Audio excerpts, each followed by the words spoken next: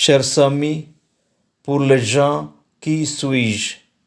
C'est Jésus qui pose les questions. On a l'air de prendre Jésus pour un grand homme. Jean-Baptiste, ressuscité. Élie, ces prophètes qui procèdent la venue prochaine du Messie. Jésus, un être exceptionnel, comme dirait un certain nombre de nos contemporains, mais n'est-il que cela? C'est souvent que nous disons, les gens disent, de plus souvent, nous mettons sur les lèvres des autres ce que nous pensons, ça nous évite parfois de nous engager. Mais Jésus leur renvoie les questions. Et vous, que dites-vous? Pour vous, qui suis-je?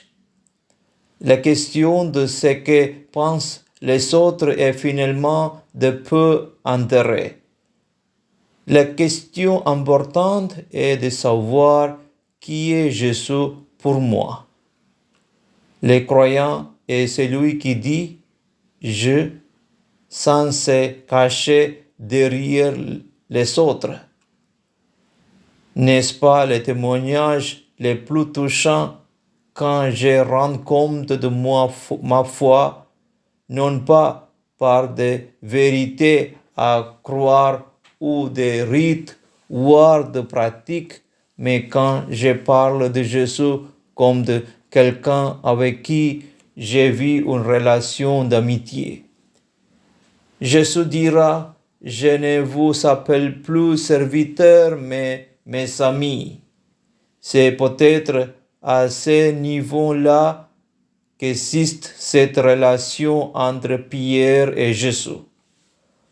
Voilà pourquoi c'est Pierre qui répond à la question de Jésus. N'oublions pas que Pierre a été le premier des disciples à avoir été appelé. C'est chez lui que Jésus s'est installé à Capharnaüm.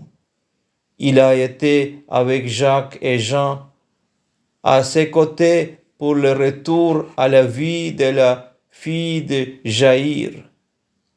Et voilà que Pierre reconnaît en Jésus le Messie attendu. Tu es le Messie. C'est lui qu'Israël attendait comme l'homme de Dieu, mais Jésus leur ordonne de ne rien dire. Et voilà les grands tournants de l'Évangile. Jésus quittant le Galilée va désormais monter vers Jérusalem pour y être mis à mort.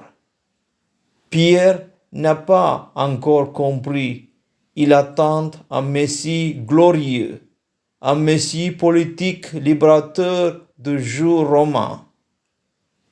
Jésus annonce sa mort et sa résurrection.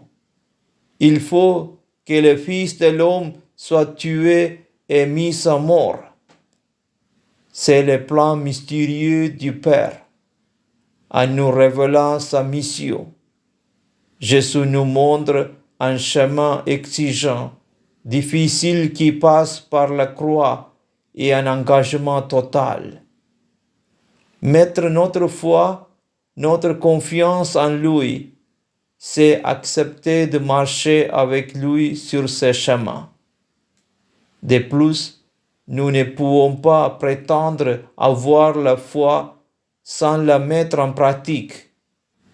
Gloire au Père et au Fils et au Saint-Esprit, comme il était au commencement, maintenant et toujours, pour les siècles des siècles. Amen.